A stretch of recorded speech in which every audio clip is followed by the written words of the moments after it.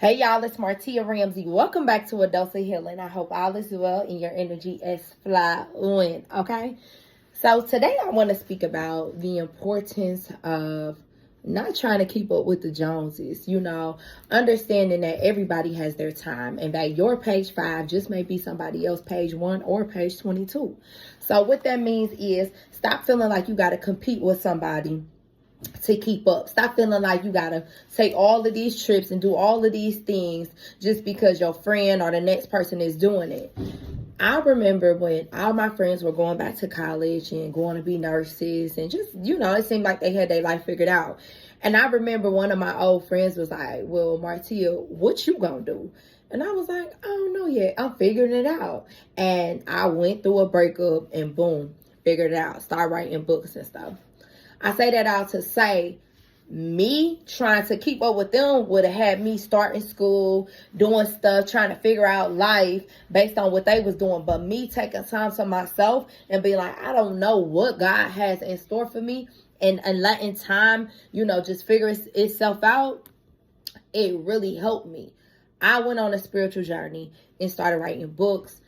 Started doing motivational speaking, and it's like it took me to have time away from people, to be still and literally only talk to my mom and my aunt sometimes or whatever, and my bonus mom, like basically just my parents and my aunt. But I didn't really keep in touch with friends or not. I stopped going out, I stopped drinking, I stopped doing everything. I just was like focused on me. I had to figure out what Martia wanted, and I feel like that's imperative in this day of life, because a lot of the times we lose focus because our focus is on what other people are doing. So before I continue this message, go ahead and subscribe below, okay? Y'all know, welcome to the village. Thank you to all my subscribers, all my loyal subscribers. Hello to all my new subscribers. We're finally at 900. It's a party, okay?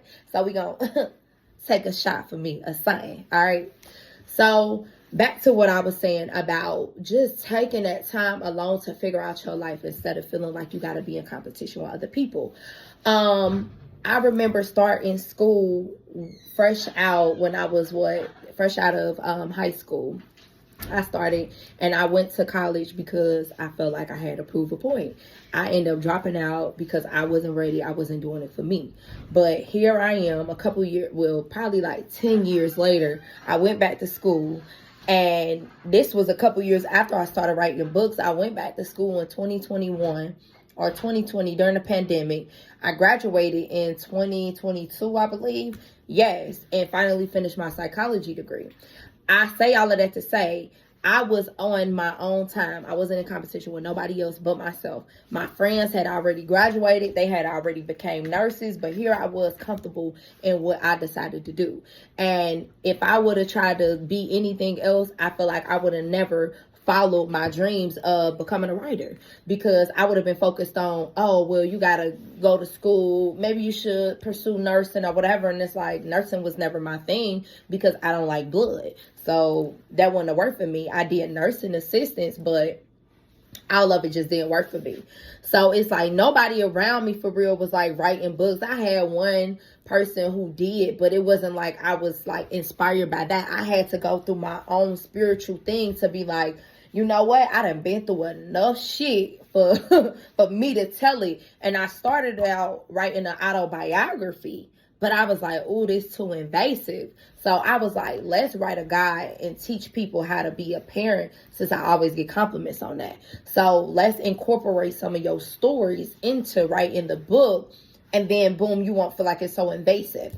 And so I remember telling myself, you know what? Instead of people keep calling me, asking me for advice and stuff, they're going to have to read my damn books to get my advice. And boom, here I am. 4 books later, 5 years later, still selling all of my books.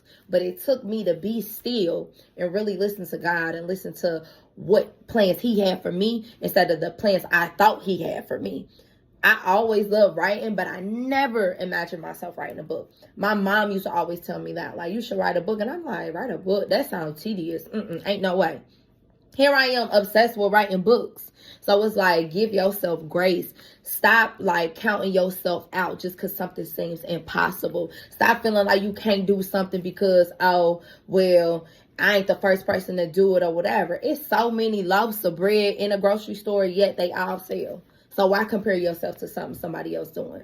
That just reminded me of me sending a promoter something. I'm like, oh, you should do this. And he was like, well, somebody else did it. I said, okay. So just because they did it, so just because somebody got a business selling waters, you ain't gonna sell your waters? That's like Aquafina and Kroger water. Kroger's not selling water just because of Aquafina. You are who you are. You cannot think that you can't win just because you see somebody else winning. It's enough money and success for everybody.